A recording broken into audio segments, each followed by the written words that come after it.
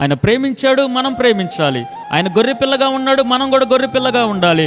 ఆయన సాత్వికుడుగా ఉన్నాడు, మనం సాత్వికుడుగా ఉండాలి. ఆయన ఎంత పాపము లేనివాడుగా లోకములో ఉన్నాడు అని అంటే పరిశుద్ధుడిగా, మనము కూడా పరిశుద్ధులుగా ఉండాలి. స్తోత్రం కలుగునుగాక. ఇక్కడ వాక్యం సెలవిస్తూ ఉంది, ఆయన నక్షత్రముగా ఉన్నాడు. ఆమెన్. నక్షత్రముగా ఉండి తండ్రి దగ్గరికి రాలేని వారందరినీ కూడా తండ్రి దగ్గరికి చేర్చాడు.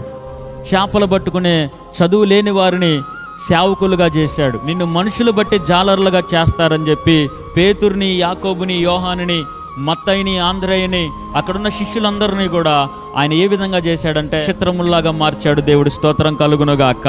అనేక మందిని తండ్రి వైపుకు ఆకర్షించేలా చేశాడు. ప్రార్థన చేయడం నేర్పించాడు, ఉపవాసం చేయడం నేర్పించాడు, క్షమించడం నేర్పించాడు, ప్రేమించడం నేర్పించాడు, వాక్యం చెప్పడం నేర్పించాడు, దయ్యాలను వెళ్ళగొట్టడం నేర్పించాడు, స్వస్థతలు చేయడం నేర్పించాడు. అందరినీ కూడా నక్షత్రాలుగా చేశాడు. స్తోత్రం కలుగునుగాక.